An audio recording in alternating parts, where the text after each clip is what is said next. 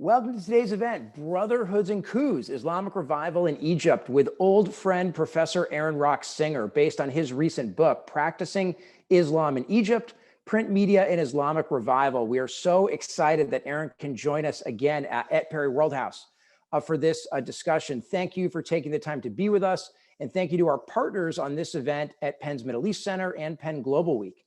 Aaron is an assistant professor of Middle Eastern history at the University of Wisconsin at Madison. He received his BA from the University of Pennsylvania, so he's an alum, an MPhil from Oxford, and a PhD from Princeton. So a real academic slacker who is also fluent in Arabic, Hebrew, and proficient in Turkish. And importantly, from our perspective, during our very first year at Perry Worldhouse, Aaron was one of our inaugural postdoctoral fellows. So we are delighted to have him back here today to speak with us. So Aaron, the floor is yours to tell us about your book and make some introductory remarks. All right, Mike, thanks so much. Thank you, and also to LaShawn, to Christian, Lisa, Jasmine, Alice, and all the staff at Perry Worldhouse for having me back. It was really at Perry Worldhouse where I wrote this book, so it's a real pleasure to be back here to discuss it. Now, over the next 10 minutes, I'm going to seek to accomplish two goals. One is to introduce a substantive topic of Egyptian history, the rise of an Islamic revival in 1970s Egypt, and to offer a way to understand how mass religious change happens more broadly, whether in the Middle East or elsewhere. Now, our event today is titled Brotherhood and Coups, the Islamic Revival in Egypt, but I want to step back for a second from the July 2013 coup that toppled the late Muslim Brotherhood leader and Egyptian President Mohamed Morsi. Instead, I want to begin this discussion today with two snapshots, one from February 2011 and the other from November 1978. I'll begin with February 2011, when hundreds of thousands of Egyptians gathered in Tahrir Square in the center of Cairo on Friday, as was the norm, and they collectively prayed the Friday prayer, the Jama'ah prayer. In this context, the decision to pray distinguished Muslims from non-Muslims. If one were Muslim, it was simply assumed that one would pray the Friday prayer. It was also assumed that one would pray the other four required daily prayers. Now, I want to contrast this with a story from the 1970s that I came across during my dissertation research, which then formed the basis for this book. It's a story of a female high school student in the coastal city of Alexandria. Her name was Amal Zain al-Abidin. And in a letter that she wrote to the Muslim Brotherhood's flagship magazine, Adawa, she described how on the 24th of November, 1978, a male teacher had entered the prayer hall at her school and expelled all the female students who were in the prayer hall and had come to perform the early afternoon Dhuhr prayer because it conflicted with the school schedule. The letter writer, Amal Zain al-Abidin, was in the middle of prayer and thus ignored her teacher. In response, he entered the mosque wearing his shoes and dragged her outside by her hair. When another female student came to her aid, the teacher began to assault this second student and expelled her from the prayer hall too. Now we have two arresting images here. One of a very, a brutal contestation over prayer in school. The second, a mass mobilization in a key political center. But in both cases, we can note not only the significance of prayer, but a contrast, the relative dominance of prayer as a practice. If it was a norm in 2011, it wasn't yet a norm in 1978. And this is the question that my book seeks to tackle, broadly speaking. How piety broadly, and here prayer specifically, went from a minority practice to a social norm. And this takes us to the rise of the Islamic revival in 1970s Egypt under the rule of President Anwar al-Sadat. And this is a religious shift which constitutes the inescapable background for all religious contestation in Egypt today. Now, my book, Practicing Islam in Egypt, traces the rise of a revival in Egypt from the 70s to present, with a particular focus on the 5-year period between 1976 and 1981. As I suggested in my opening anecdotes, this is a story in which the Muslim Brotherhood, which seeks to transform state and society religiously by using contemporary ideas and organizational forms, was intimately involved. Yet this is far from a story of the Brotherhood alone. Among other Islamic movements, it involved two Salafi organizations, Ansar Sunnah Muhammadiyah and the Jama'iyah al-Shari'iyah, both of which sought to derive Islamic law and practice exclusively from the Quran and the authoritative account of the Prophet Muhammad's life, known as the Sunnah. Just as important to this story, though, is the role of state institutions, whether the government bureaucrat within the Supreme Council for Islamic Affairs, which is a body within the Egyptian Ministry of Endowments, or the classically trained scholars at the Islamic Research Academy, the research arm of the premier Sunni seminary in Egypt, Al-Azhar. Now, to tell this story, I focus on magazines produced by these 5 movements and institutions during this crucial period of Egyptian religious history. As I read these texts, though, my focus wasn't on articles alone, and thus it wasn't only on the kinds of religious elites that you might think would dominate this debate, namely scholars and intellectuals. In particular, in my research, I highlight the importance of letters to the editor and requests for non-binding religious rulings known as fatwa requests as a means of tracing the role of middle-class Egyptians in the formation of competing projects of religious change. Now, I supplement that focus on magazines from this decade with both extensive study of Islamic periodicals from the preceding 4 decades, as well as fieldwork and interviews with editors of the key periodicals of these magazines, the key periodicals of the 1970s. The question, though, is where the revival came from and who formulated it, and finally, how it shaped society. Now, our historical rupture is generally considered to be 1967. In June of that year, a war between Israel and several Arab states, most notably Egypt and Syria, ended in a crushing defeat for the Arab world, and with it, so too died the secular nationalist vision popularized by Egypt's leader, Jamal Abdel Nasser. Now, 1967 also serves as something of a watershed for historians of Islam in 20th century Egypt. Work by scholars as varied as John Val, Abdallah Larian, Emmanuel Sivan, and Fouad Ajami tells a story of revival that emerged inexorably from the ideological disappointments of 1967 and was driven primarily by the Muslim Brotherhood. Research by anthropologists and political scientists, most notably Saba Mahmoud and Carrie Wickham, has distinguished between the Brotherhood's return to prominence and a broader wave of religious revival that swept Egyptian society, yet it too has not questioned the assumption that a revival emerged fully formed. Now, my book seeks to challenge the existing story in 3 key respects. First, it argues that revival in Egypt emerged as a process driven not merely by the Brotherhood, but also by Salafi movements and state institutions. Here, I specifically argue that state institutions carried with themselves distinct religious projects, which sought to organize and regulate religious thought and practice under state authority. So when one hears an Egyptian state elites say, well, we're just seeking to hold back the ways in which the Brotherhood or the Salafis are seeking to expand the role of Islam in public life, this is simply not an empirically accurate statement. And instead, it's an ideological statement for a particular vision of religion and politics in public life, not the absence of religion in political life. Secondly, I show that in contrast to existing research on Islam and the state throughout the Middle East, state institutions are actually a central arena for the emergence of the Islamic revival's key projects and for the contestation of the relationship between religion and politics more broadly. If you want to change social practice, you need to anchor that change in daily life. And most people in states such as Egypt frequent state institutions in their daily lives, whether as workers in the massive state bureaucracy or as students in the massive public educational system. And finally, I argue that these projects are not merely a reflection of a longer Islamic tradition of piety, of a tried and true model of revival and reform going back centuries. Instead, I show that they're a novel fusion of this tradition with modernist notions of social change and order formed through both collaboration and contestation among ideological rivals.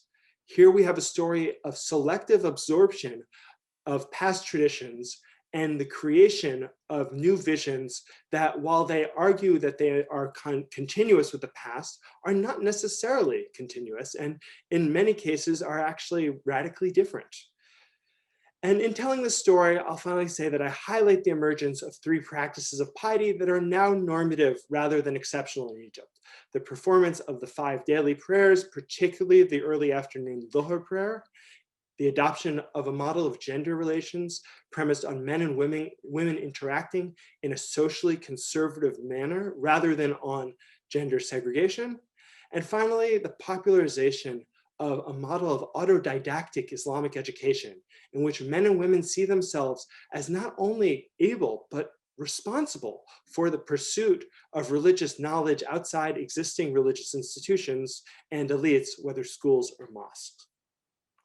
Now, bringing this story back to the present, I first reflect on the fact that a decade or so has passed since I first began this project. And in the course of a decade, it's become much more formally, chronologically in the scope of what is considered history. I got a little pushback at the beginning of the project of whether this was really history. Now that I can go say, well, it goes back 50 years, I'm on stronger ground apparently. It's also been a decade in which the position of the Muslim Brotherhood has changed drastically from an ascendant religious movement turned political organization to a repressed and geographically fragmented body. Much of the conversation of the last 10 years in Egypt revolves around questions of polarization, civil-military relations, economic crisis, and political violence. And all of these are important questions. But notwithstanding the significance of these debates, the question of how not only Muslim brothers and Salafis, but also state institutions and of course rulers fuse religion and politics in Egypt and beyond remains relevant. It remains relevant because the fusion crossed ideological lines. After all, it was the current ruler, Abdel Fattah el-Sisi, not Mohammed Morsi, who called for a religious revolution in 2015. As such, questions even as a key player, the Muslim Brotherhood has been sidelined. It also remains relevant because Arab Muslim elites are not alone in offering such visions. None other than the most recent American Secretary of State, Mike Pompeo, understands the battle over the Middle East generally and Israel and Palestine in particular to be part of a, quote, never-ending struggle until rapture. And here I'm quoting from a 2015 rally at Summit Church. This story also isn't limited to Egyptians and American evangelicals. Globally, over the past half-century, we have seen the rise of competing religious revivals, whether Pentecostals and charismatic Catholics in both sub-Saharan Africa and Latin America, proponents of liberation theology in Latin America, and religious nationalist Zionism in Israel.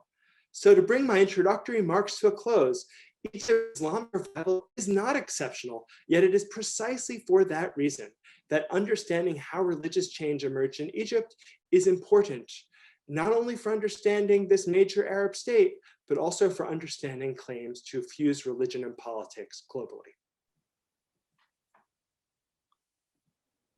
Hey, Aaron, thanks for those introductory remarks and for telling us about your book. It's super interesting, and I remember having conversations about it when you were at World House. I think I remember you walking into my office one day and saying, "Mike, I need to buy some books. They're not books that are going to be in the library. They're not like, can you help?" We can in fact help with that. So to start out, I was wondering if you could tell us a little bit about, connect us more to the present. Perry World House, our focus is on bridging the gap between academia and the policy world. And tell us more about how this history of Islamic revival in Egypt continues to shape the country and its role in the world. What can we learn about from the relationship between Egyptian state institutions and Islamist groups to understand, say, the relationship between the Muslim Brotherhood and the Egyptian state more recently?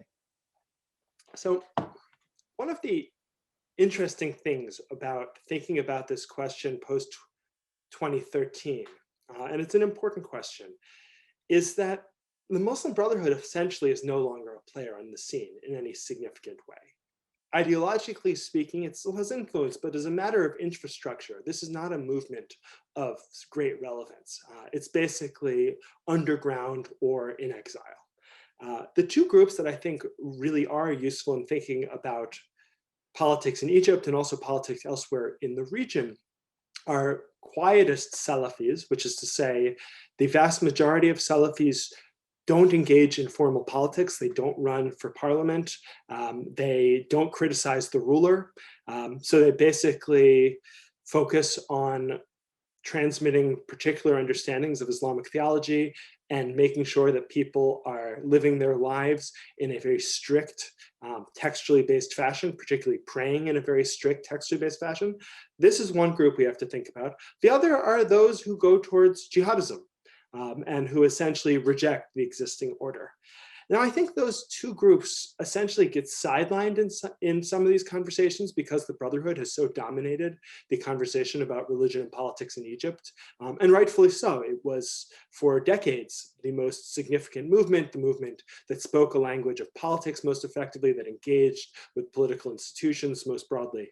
I'll make two comments about these two groups. One is that this is not a story of the Salafis just avoiding politics and the state setting boundaries, right? Because the state is still in control of a mass network of primary and secondary educational institutions in which it is transmitting its own understanding of the relationship between religion and politics. There is religion in Egyptian schools. It is unabashedly in the Egyptian school system. There's also it is also the case that the state regulates what's said in mosques. So this is not a state that is holding back religion from public space. It's simply transmitting its own understanding of religion. Now, and it's also establishing red lines of who can speak. Now, this looks stable on the surface, and in some respects, the durability of these authoritarian state institutions is actually pretty impressive. That if we think of post-2011 Egypt, one of the really impressive things, analytically speaking, is that stated that Mubarak era elites were able to reconstitute themselves really pretty quickly after Morsi's fall, and even maintained influence under Morsi. The thing, though, is that you can push Salafis down and you can push jihadis out, but ultimately you're not solving the two issues that they represent. One is that Salafis are transmitting a highly conservative vision of social life to their followers. They, by virtue of avoiding politics, they're viewed as pure, if a bit strict. And as a result, I don't want to say it's a ticking time bomb because I think that metaphor is overused, but they're a real social force that's simply being ignored here. And if one's question is, can Egypt become essentially a liberal authoritarian state? One can ask a question, first of all, of whether that's actually possible, but it's also important to recognize that the groups that are avoiding politics are not avoiding politics and then doing nothing. They're avoiding politics and engaging in intensive proselytization on a grassroots level. The second point about jihadis is also important, though, because you can push the jihadis out, but you essentially haven't solved the core issue, which is that there are religiously based visions that challenge the state's claim to a monopoly on the use of legitimate violence. And by virtue of pushing jihadis out, they simply, if we have one lesson of all the jihadis that went to Afghanistan from Egypt and other countries in the 1980s, it's that you can push them out, but they're going to come back eventually. And so this is something that, by virtue of the authoritarian policies of the Sisi regime, they are essentially pushing that back to a later date, but eventually they'll have to deal with it. So let me ask you a question that, as a historian, as a Middle East historian, you might find unfair, but I think our audience will be interested in, and I suspect you do have some thoughts on it, which are, tell us about what the global implications of this sort of look like. What can we learn from these insights about the intersection of political and religious movements in Egypt to understand the world, whether it's the Islamic world or even the intersection of religion and politics more globally? Well, I think 2 points, one big picture, the other smaller picture. If we're thinking globally, we really have to think about the role of religion in international affairs to a much greater degree. I think this is I think there are good arguments for thinking, for these realist analysis of global politics. But if we think about key actors, and I'm not, I included the Mike Pompeo quote in part to say those actors aren't solely in the Middle East. But if we think about key actors, those actors often are thinking of the world with religious frames. And those frames can be incredibly powerful. And that's not to say that they cancel out material interests, that other concerns simply go by the wayside, but they're real. Now, in the case of Egypt and the rest of the Middle East, what it comes down to is there needs to be a better way for negotiating political dissent. And in some respect, the repression on the one hand and the radicalization on the other of competing movements reflects the fact that there aren't effective modes of dissent. And so as a result, we have a situation where two sides, even though they're actually both claiming to fuse religion and politics, can't actually have a conversation. This is this issue of polarization that we see in a different form in the United States. And I think one of the questions that leaders of Islamic movements, I hope people in state institutions are tackling is, well, how are we going to have this conversation? I mean, in some sense, we have that's not a question that's unique to the Middle East at all. But it is one of the challenges here is that the more it becomes a question of black and white opposition, and that happens even when we have competing views that both seek to fuse Islam and politics, when we have these polarized visions, black and white, there's essentially no room for conversation. So that's something that actually concerns me a great deal in terms of essentially the ability of Egypt or any other country to work out its internal differences, because there isn't a common conversation at this point. So let me ask one more question, then I can start mixing in things from the audience, which is, your focus here is really print magazines. Yeah. And that's great. And, remember magazines and zines, and then, blogs and, and now, all forms of social media. So, tell us a little bit about what you think the media environment maybe looks like today, and how that intersects. How have these groups adapted? What does the media environment look like in a world where print magazines might no longer be the primary medium through which religious groups especially are communicating with their followers, or maybe they are. So this question makes me feel really old, because I have these wonderful recollections. Dude, if you feel old, I don't even want to go there. I have these wonderful recollections as a kid of reading Sports Illustrated and of that experience of reading a magazine. And indeed, when I came across hard copy issues of the Muslim Brotherhood's magazine, Dawa, I found in various issues these old dried sunflower seeds, some just the shells, the others just fully, the seeds had just been kind of left. And it was this reminder of people used to read these magazines, and this was what they did while sitting at the breakfast table. There's a different set of sources we have now. In some respects, those sources make our job as historians much more difficult. Facebook, my reading is that Facebook remains a key site for a lot of these groups. They're pretty active. I think that the jihadi groups end up on more secure messaging platforms, particularly Telegram. That's to the extent that for the folks who are studying jihadi groups, they're very much up on those sites and getting sources through those sites, and really doing fantastic work in doing so. I think so it's all migrated to digital form, and as a result, you do see these new mediums and the new dynamics of authority that come from easier feedback on, say, Facebook or Telegram or whatnot. What's actually kind of interesting about the media environment is that a variety of Islamic movements, whether Salafi jihadi groups such as Al-Qaeda and ISIS, or Muslim Brothers or Salafis, they still produce magazines. They don't actually print them for the most part now, but they issue digital magazines that follow the flow of a magazine to a T. And so in that sense, I think that magazines are still part of our story. They still distill something very effective in terms of transmitting a particular set of ideas that religious elites can control. It's a little bit harder to maintain that control on other platforms, on social media platforms. But yeah, it's, I think any research now on these groups really has to reckon with both, and also reckon with the very real fact that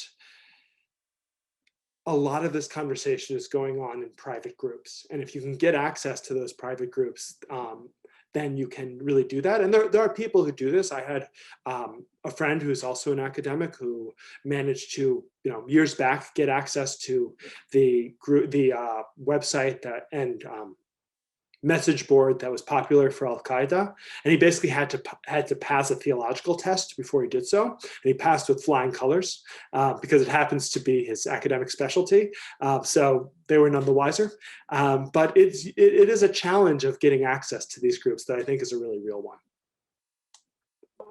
I want to turn now to questions from the audience. There are a couple different questions that pick up on the comment you made about the Muslim Brotherhood no longer maybe being the kind of political force that it once was. Yeah. And essentially these questions are along the lines of essentially, if it's no longer a real player, where have its members gone? What groups have they joined instead, with the corollary to that being, maybe asking if you could maybe break down a little, essentially, have they become Salafis?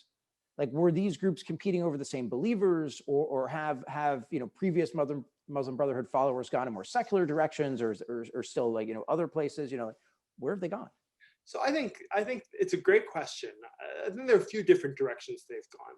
I should first say that relatively few of them have gone the jihadi route. This is often hypothesized as, oh, you repress Muslim brothers and they turn to jihad. And there's certainly some who do. But the research shows that by and large, the Brotherhood or Salafi groups, for that, quietist Salafi groups for that matter, are not particularly good feeders for jihadi groups. One thing they do is they go underground. Whether they go underground in Egypt and simply avoid any engagement in politics, any discussion. And they did this during the 1950s and 60s too. Another is that they go abroad, particularly to Turkey.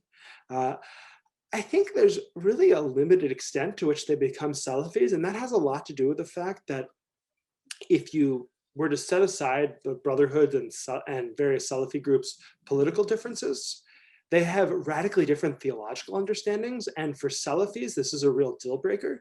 The Brotherhood doesn't care that much about theology. They're much more ecumenical big tent, but Salafis really do. And their basic view is that if your theological views are incorrect, then you are fated to burn in hellfire. And this isn't exactly how one recruits members from other groups. And indeed, the point for Salafis is that they don't care about having the most members. They care about having members with the right beliefs. So there's nothing in theory to stop a Brotherhood member from becoming a Salafi, but it's not a particularly easy path because of the theological questions that then arise. Thanks. I mean, that makes perfect sense, and raises a bunch of follow-up questions. Well, let me turn to another question from the audience first, from old friend Alan Luxembourg. I know you know as well, formerly ran the Foreign Policy Research Institute. He asks, you say you challenge the traditional interpretation of Islamic revival in Egypt, but does that mean you thus also challenge the perception of the central role of the '67 war in undermining secular nationalism and thereby laying the ground for Islamic survival? And then if the core, if '67 isn't central, then what is? Well, first of all, Alan, great to hear from you. That's the point is that '67 is important because it really shatters the appeal of the secular nationalist vision. What it doesn't do is provide an alternative. And so what we see in the 1970s is really an effort to figure out what that alternative should be, how to essentially come up with a way of articulating a vision of religious revival that reflects the conditions and questions of Egyptian society in the 1970s. Because it's not really enough to say, well, we should just go back to the Quran and Sunnah. We should just go back to the model of 7th century Arabia. that's great as a rhetorical call, but it doesn't do much as a programmatic vision. It's basically useless as a programmatic vision. It doesn't tell you what an Islamic State looks like. It doesn't tell you how to form an Islamic society. It doesn't really even give you a methodology for tackling questions you have to tackle if you want to engage in a project of broad social change, namely what kind of knowledge should be transmitted, who should be transmitting that knowledge, what should the role of scholars be, what should the role of laymen be. It doesn't answer any of that.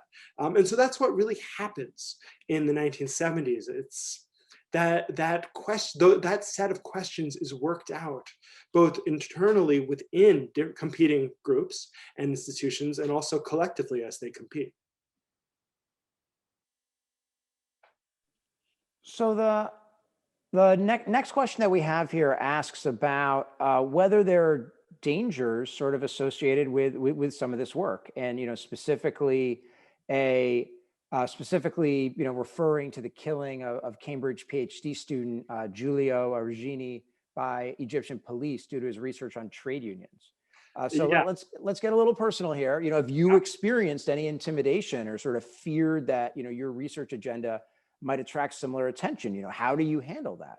Well, so this is the story of Giulio Regeni is so tragic and so horrific, and I think for all of us who work on Egypt, really was this moment of basically, wow. And in some sense, it was a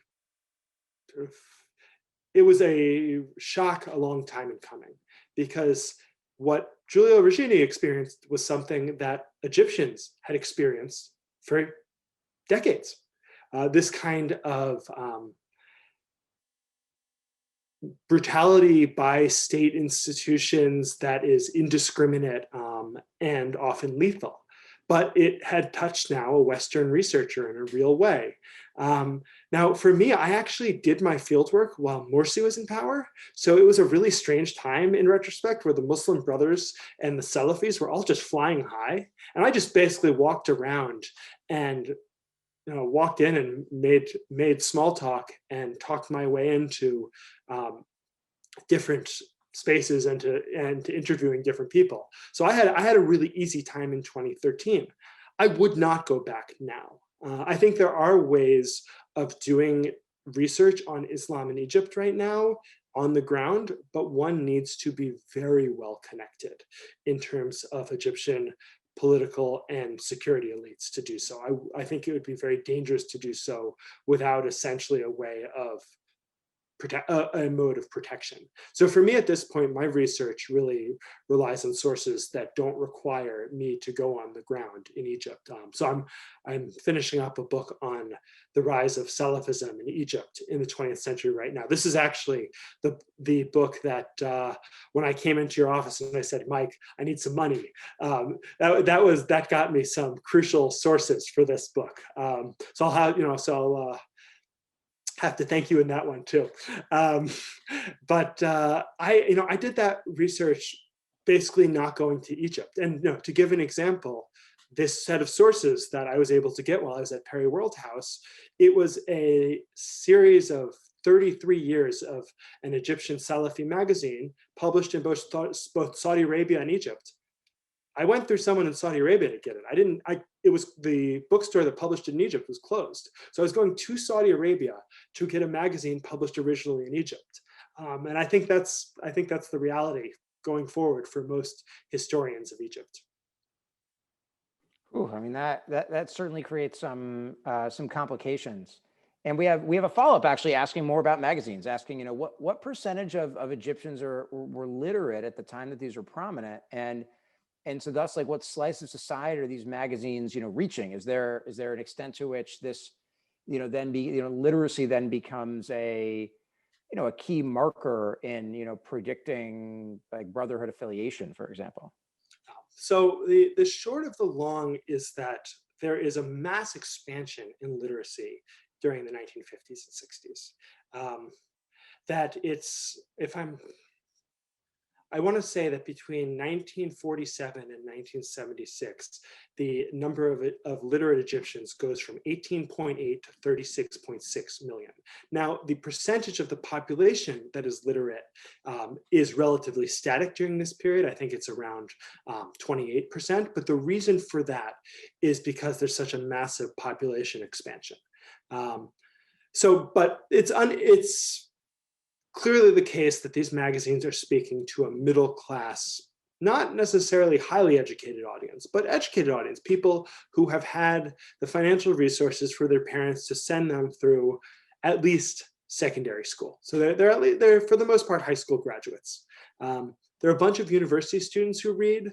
There are also functionaries within state institutions. Now, one of the really interesting things about this profile, though, is that one of the explanations we have for the popularity of Islamism is that it's essentially the socioeconomic frustration of an educated middle class. That one of the really interesting things about Islamist appeal is that their focus is really on the middle class. But what I found when I compared the letters to the editor and the fatwa requests in 3 out of these 4 out of the 5 magazines that had sufficient data to do so, is that the basic socioeconomic profile of people who wrote into and then had their letters published in competing magazines was pretty similar. So that really pushed against a socioeconomic explanation of one group being sympathetic, one socioeconomic sector being sympathetic to Islamism, while those better off or worse off were sympathetic to another approach. So it's undeniably not an elite endeavor, but certainly a middle class endeavor. And there are a lot of Egyptians during this period who can't read, but ultimately, part of what's interesting about these middle class readers and these religious elites is they set the conversation for the next 40 years of what piety is. And not only that, essentially piety comes to assume not merely good intention and an attempt to live one's life in accordance with Islamic precepts, but the expectation that you will be knowledgeable about this, that you will have read books about this, that you can be challenged as to how pious you are, not based on your effort and intention, not based on whether you pray as your father prayed, but based on your knowledge of source texts for ritual practice, for example. And so this is a real shift, and it's a shift that really privileges those who are literate in Egypt. So I want to follow up again with a question asking about the comparative context here a bit more.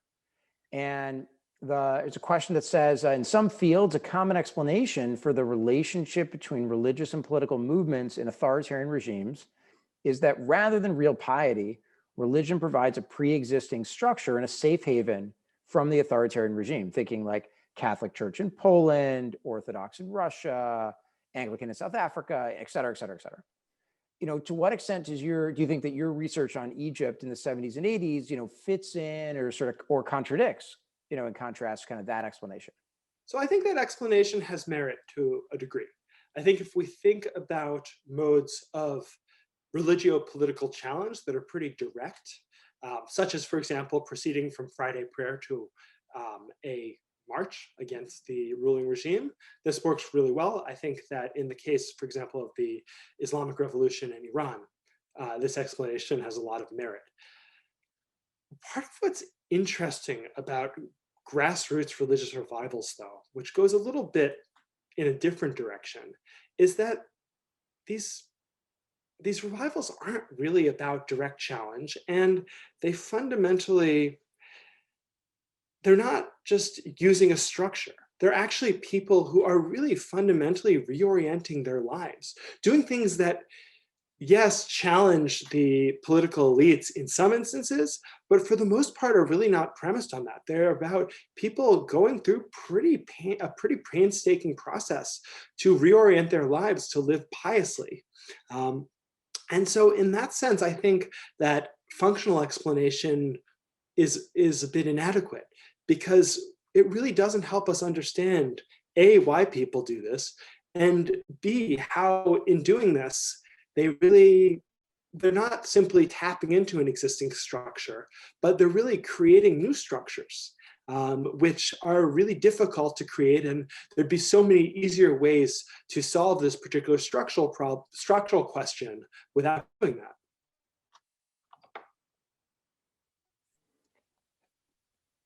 So the next question, actually, we got a lot of comparative questions here for you. I realize that sort of the focus here is Egypt, but I think our audience in many ways is made up of generalists that essentially, like, Aaron, now do Turkey, is essentially the variant of this question. So I think Turkey is also a country that has a different but complicated relationship between religious and political institutions, and where it has arguably gotten more complicated over the last decade or so. Tell us things about Turkey. So Turkey is, in some respects, a parallel case, right? Because we see across the Middle East in the early 20th century to mid 20th century, we see the rise of secular nationalist rulers. We see it with the Pahlavis in Iran. We see it with Mustafa Kemal Ataturk in Turkey, and we see it in Egypt with Jamal Abdel Nasser.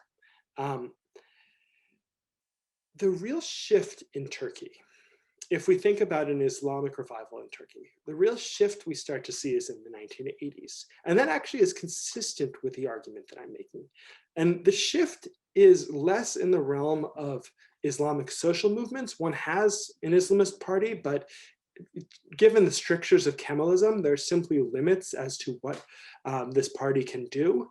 Turkish society broadly doesn't turn to Islam in the same way as we see in the Egyptian case. But one thing we do have is that in 1980, there's a change to the Turkish educational system, because there is something called the Imam Hatip system in Turkey, which essentially trains state religious functionaries. It was established in the late 20s.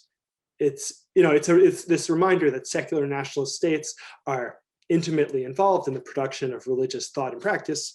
But what happens in the 1980s is that it comes to be the case that one can go to an Imam Hatip high school and then transfer to a quote unquote regular university.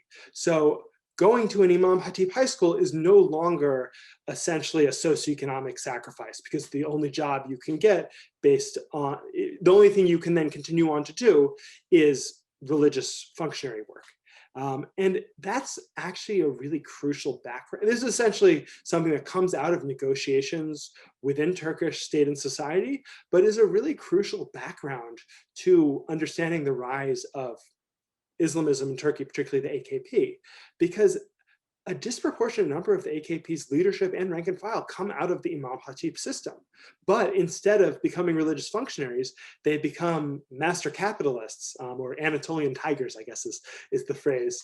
And they make a lot of money, actually similar to their Egyptian counterparts. And this helps essentially vault them to prominence. And so in that sense, I think the Turkish and the Egyptian stories in many ways are really similar. State institutions are key sites of not just religious contestation, but also transmission. I do think that we just have a basic empirical difference, that Turkish society is less religious than Egyptian society. So one wouldn't say that an Islamic revival had happened in Turkey. We could say that the AKP has grown in its influence, but the AKP's opponents are staunchly secular in the way that, for example, the Brotherhoods, Freedom and Justice Party's opponents were not staunchly secular for the most part. So we have let me follow up on that in some ways with your contrasting of the, in some ways, like, core religiosity of Turkish society versus the core religiosity of Egyptian society. There's a question that essentially asks, this may be naive, but, where are the, but where are the sort of new, vibrant, sort of secular Arab leaders? Beyond maybe some Arab parties in the Israeli Joint List or sort of something like that, or is that a null set right now? It's not there aren't vibrant individuals who, in a particular circumstance, could be vibrant leaders. There's a limited they have a limited popular base. This has to do not simply with their ideological vision, but also with the broader limitations on mobilization in authoritarian states. And so part of the issue here, and this gets to the functionalist question about religious ritual and spaces from before, is that you have a much easier set of spaces that can be used to mobilize under an authoritarian setting if you are an Islamist. Now, this doesn't mean that people will necessarily be receptive to your call. But if there is a possible receptivity to your call, you have a much easier way of spreading it. One of the real problems, I think there's probably two problems, I'd say, for secular liberals in this context. One is that they really don't have access to these spaces. And that is a function of authoritarian rule in which the only legitimate form of politics becomes the form that the regime defines as legitimate. The second is that they don't have a way, they're essentially living in this kind of between a rock and a hard place, because there is an authoritarian regime that is limiting what they can do. There is an Islamic opposition that is laying claim to both existing institutions that are relatively protected under an authoritarian system and also to an existing cultural vocabulary. And they are, for better or for worse, perceived as being out of touch elites. And I think it's a real challenge. I don't see any, I think that that particular brand doesn't have a great deal of resonance. I actually think that one of the interesting things about the post-2011 period was seeing that a call to socialism actually had more resonance. And so in some sense, I see socialism as a much more potentially persuasive alternative to either Islamism or Sisi's authoritarian vision than a secular liberal project. So I think you'll be pleased to know there are several people in the chat dropping in, basically like Aaron Ruxinger knows what he's talking about both your interpretation in general and their experiences in international schools and attempts to like get various kinds of materials and some of the challenges that they had. What is just to sort of follow up on that, do you have a sense now? I mean, you mentioned the point about, your maybe inability potentially to go back there, right now, but, what does censorship look like in Egyptian education today? And how much worse is it, basically? I'm not sure it's about censorship in the Egyptian educational system. And I think that actually part of what's so interesting about schools, generally speaking, is that they're this really messy space for contestation where you can have the state curriculum committee can set the curriculum however they wish. And the school principals can set whatever directives they wish to set.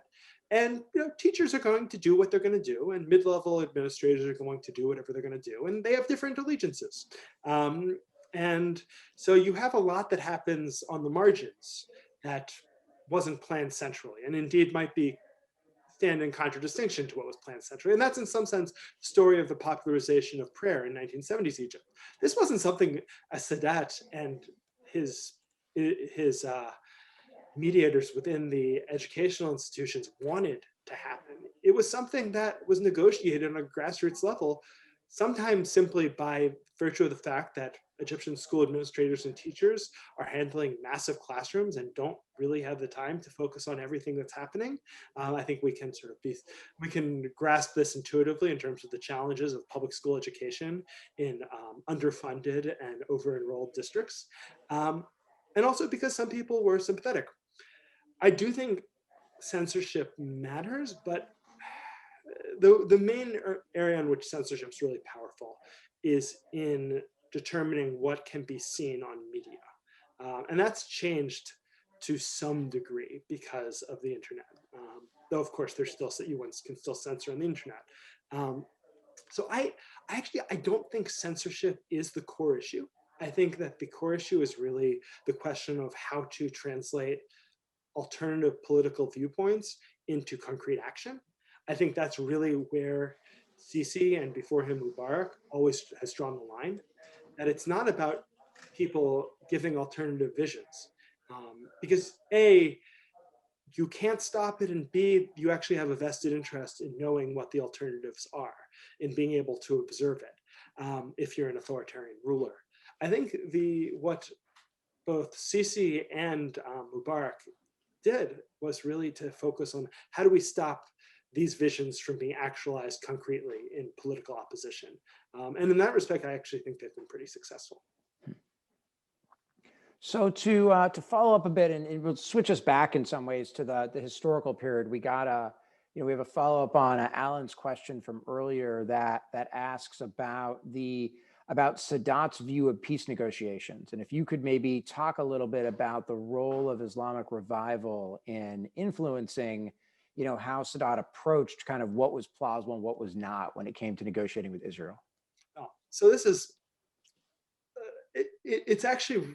I was struck doing this project that Israel occupies kind of a funny space within it. And in some sense, it's a really marginal space. The question of Israel is pretty secondary to the question of the Islamic revival. Now, it's central to the story of the history of Sadat's rule. But in terms of affecting the Islamic revival, it only really affects it as a contributing factor to a breakdown in negotiations between the Muslim Brotherhood on the one hand and the functionaries within the Ministry of Education, the Egyptian Ministry of Education on the other, of whether school curriculums can be reformed so that religious education essentially isn't objectionable to the Muslim Brotherhood. This is a conversation that goes on for about 3 years, from 76 to 79, and starts to teeter around 77, but continues on to 79. And is part of, in that sense, is part of the story. What's really interesting about Israel is actually the way in which Islamist perceptions in particular of Israel post-67 tell us something not just about Israel, but about the Islamic revival itself. And so there's this wonderful moment in el-Sisi, the magazine published by the Jamia Sharia, one of these two Salafi organizations that I mentioned, in which they refer to Sahwat al-Yahud, the revival or awakening of the Jews. And they're referring to religious Zionists in post-1967 Israel. And there's two things that are interesting about this. One is that they take a view that's essentially pretty admiring. They say the reason we lost in 67 is that the Jews are more religious as Jews than we are as Muslims. They're doing it better than us, so we have to up our game. And this is a fascinating depiction precisely because they understand themselves to be engaged in, on the one hand, competing projects, but also fundamentally the same project of religious revival, that they're using the same term to describe what religious Zionists are doing and what Egyptian Islamists are doing. The second thing that's really interesting about this story is that also in el-Sisi, there's a reference to the religious Zionist movement that cites an article from an Israeli religious Zionist publication, which appeared in Hebrew. And the magazine is Hatzofeh, and which, though it was misrendered in the Islamist magazine. And what's interesting here is we have two possible sources of transmission. One possibility is that these groups have people who can read Hebrew, which is a perfectly plausible possibility. Another, and I came to this particular site of potential transmission later on while looking through Palestinian newspapers from this period, is that Palestinian newspapers were translating articles from a variety of Israeli publications, and those Palestinian newspapers were to varying degrees available in Egypt. But the point is that as much as their ideological opponents, the religious, what one might call religious nationalists in Israel and religious nationalists in Egypt, are actually deeply interested. The Egyptians are deeply interested in what the Israelis are doing, precisely because they see themselves as engaged in fundamentally a similar project. So let me take you out on this question. We got about 2 minutes left, and we've talked a lot about what you've been doing, what this book was about. So tell us what's next. What's we know you're working on a new book. What's it about? Tell us more about it, and and what you think it's going to mean for our understanding of politics. So my next book is thankfully nearly done. And it's on the rise of the Salafi movement in 20th century Egypt. Chronologically, the scope is from about 1930 to 1990. It involves one of the Salafi groups that I talk about in the 1970s, Ansar Sunnah al-Muhammadiyah, though it's also transnational in its scope. It's really thinking about Egyptian Salafism as part of a regional story of the rise of Salafism. And it focuses on something that often is essentially shunted aside as secondary or insignificant in the Salafi movement, which is the adoption of visually distinct social practices, how one prays, how one wears one's beard, how one wears one's pants, and gender segregation. And it asks, A, where do these practices come from? Salafis don't really figure out, Salafis don't really finalize what precisely these practices look like until the 1970s or so, for the most part, which is striking given that this movement arises in the 20s. And if this is all coming from the Quran and Sunnah, then presumably it would have been pretty obvious pretty quickly. But more broadly, the big picture question of this project is, what does this tell us about how Salafism works as a movement? How does it function internally? What are its reference points? What are its influences? And here, the big takeaway for me is that we often think of Salafism as a movement that essentially proceeds from the Quran and Sunnah and then is moderated by reality. But what if, instead of thinking about Salafism that way, we can think of Salafism as a movement that proceeds from the need to be perceived as authentic, and not perceived simply in an abstract sense, but in a highly embodied visual sense, that other people need to recognize you as being part of this movement. You need to pick practices that really can distinguish this movement, and that really Salafism is best understood first as a social movement with all the demands of visual distinctiveness that 20th century political and social movements require, and secondarily as a movement with a particular set of theological and legal beliefs. Well, thank you so much, Aaron, for sharing those insights and taking the time to join us today. Like, genuinely, it's a real pleasure to have you, back here at Perry Worldhouse, and hopefully you can, join us in person at some point when that is safe and plausible again. And thanks to everybody watching for joining us for this special Penn Global Week edition of The World Today, celebrating the students and faculty who enrich Penn's global engagement. And we could think of no better person to join us for Penn Global Week than an alum both of the university and at Perry Worldhouse, Aaron Rock Singer. Thanks for having me, Nick. Absolutely. Penn Global Week continues later this week. We'll be hosting a live session on February 4th at 5 p.m. Eastern about our Worldhouse Student Fellows Program as part of the Penn Global Opportunities Fair. The Worldhouse Student Fellows Program is currently open for applications. If you're a student watching, we sincerely hope you apply. We also hope to see you next week for our next edition of The World Today, which will be the first installment of a series of programs on worst case scenarios. We're going to start with artificial intelligence, featuring Missy Cummings, a professor at Duke, and Paul Share, a senior fellow and director of the Technology and National Security Program at the Center for a New American Security. It's going to be awesome. A lot less about Egypt, though, I'm afraid. As always, you can access a recording of this conversation on our YouTube channel, and you can find out about all the great events we have planned for next semester by joining our mailing list, following us on Twitter, Facebook, and Instagram at Perry Worldhouse. We're dropping links to that stuff in the chat. And thanks again to Aaron for such an interesting conversation. Thanks for joining us. My pleasure. Thanks for having me.